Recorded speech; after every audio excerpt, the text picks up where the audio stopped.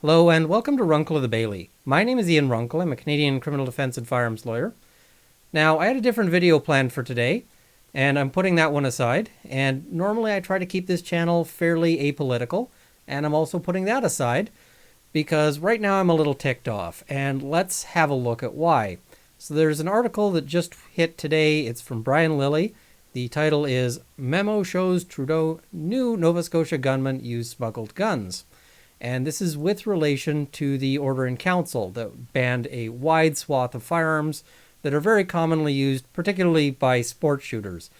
Three-gun, for instance, they're very popular. Now, at the time, Trudeau had said that the justification was the events in Nova Scotia. And so, cutting him the most slack on this one, at the time, to those of us in the public, the events were quite murky, and we didn't know what was going on.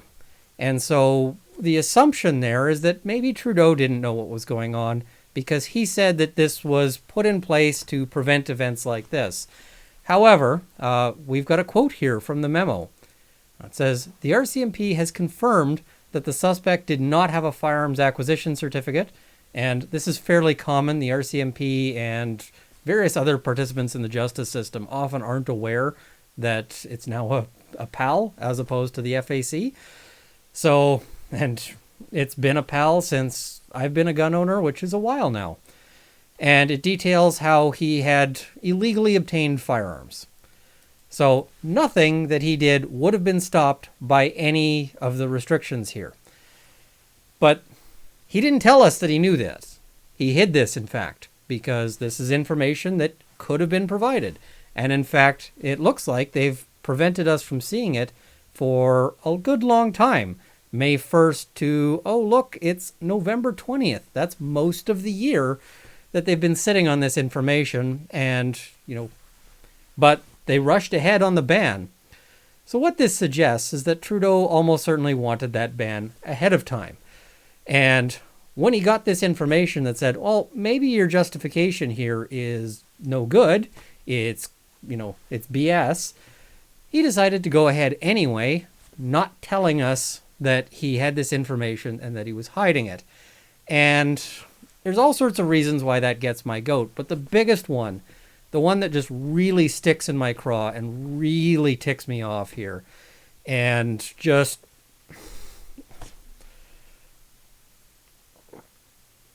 the one that's got me drinking tonight is, so when the rest of the country was mourning, when the rest of the country was in shock over the tragedy, Trudeau must have been grinning.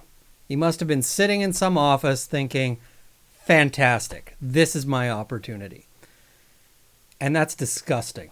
That is just frankly disgusting, because how dare he, when he's hiding this information, when we keep finding out things about what was going on there that are shocking, because as noted in the article, and I'll just pull you the little detail here. I'm not going to read the whole article. I will link to it so you can go and check it out because it's worth reading. But they note, the RCMP had been tipped off about Wortman and his illegal guns, his threats of violence against families and neighbors, and they did nothing. A legal gun owner facing the kinds of accusations leveled against Wortman would have seen their home raided and firearms seized, but nothing was ever done about Wortman. And I've seen this on many occasions, not just, over these kinds of threats. I've seen it where military veterans tell a friend that they're feeling really down that day and they really need someone to talk to. And then that friend, not intending any malice, calls the police and says, "Can you check on them?" And they send a full tactical team. Where was the tactical team for this guy? They've got all these reports that he's got illegal firearms, that he's, intending all of this violence, and they do nothing. And on the day of, there's also reports now elaborating a little bit more on how they shot up a fire hall where they had been putting the victims or people who are fleeing the violence. They put them in the fire hall and it got shot at by the RCMP.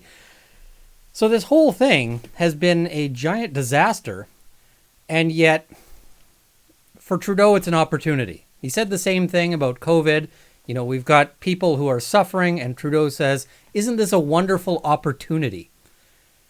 I don't want a prime minister who finds opportunity in our deaths. I don't want a prime minister who finds opportunity in our suffering.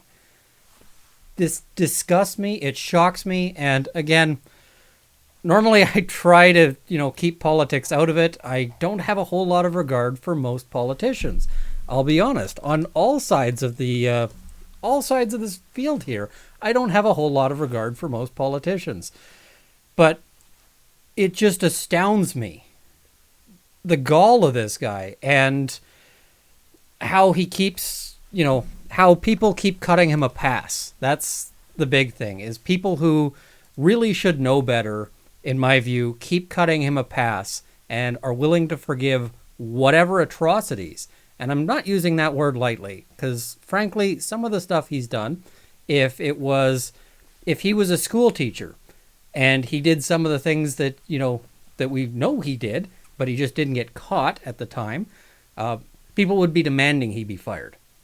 People now who say you must vote for him would be demanding that he be fired. And so, frankly, yeah, that's about all I have to say on this. As I mentioned, I am just disgusted. So, anyway, I guess you don't really need to hear a lawyer's take on that, but I didn't really know where else to rant about this, so I thought I'd rant to you guys. Anyway, if you've enjoyed this content, please like, share, and subscribe. I want to thank $50 Patreon supporters George and D. Moe, $30 Patreon supporter Steve Browning, $20 Patreon supporter Dale Nesbitt, as well as $10 Patreon supporters Ma Buddy Keith, Process Eng, Stephen Larson, Mark D., General Counsel of the CCFR, John Robinson, Tim Rogers, Roy Haddock, Fracklesdack, Jean-Alexandre Tessier, Cameron Johnson, Sir Goat, Sights and Arms Limited, Chaba Hollow, Peter H., Craig Kwan, Akin Coxall, North Central Process Service, Toys R for Boys, Ian Vaughn, Milan Vrekic, Terrence Griffiths, Doug Thompson, Brad Crooker, Jason Harrington, Lee Kiso, Mark Stout, Michelle Stotzel, Scott Sweetman, Mike Rhodes, Alvaro Bataille, DF, Stacey Cartmel, Tactical Advantage TV Canada, Ian S., Dave Leslie, Juan, Donald Duncan, Stephen Conquest, Darren Duell, Sean Crane, Ian Hutchinson, Rory, and Travis, as well as, I'm not sure if I thanked earlier, Kevin Fleet, who is at the $20 level. I think I may have missed that before. This is brought to you by, I guess, Maple Whiskey, although they haven't provided me any support to this. And once again, my views on this are my own, but it blows me away. This one just, it's one of those things where you read it and you just go, and, it just takes the wind out of you. So anyway, that's my rant. I'm going to try to keep to law for a little bit after this, trying to keep this to a legal channel rather than a political ranting channel. But thank you for watching, and I hope you found this. I'm not sure what to find this, honestly. I just don't know. But I hope it's armed you with knowledge. Thank you.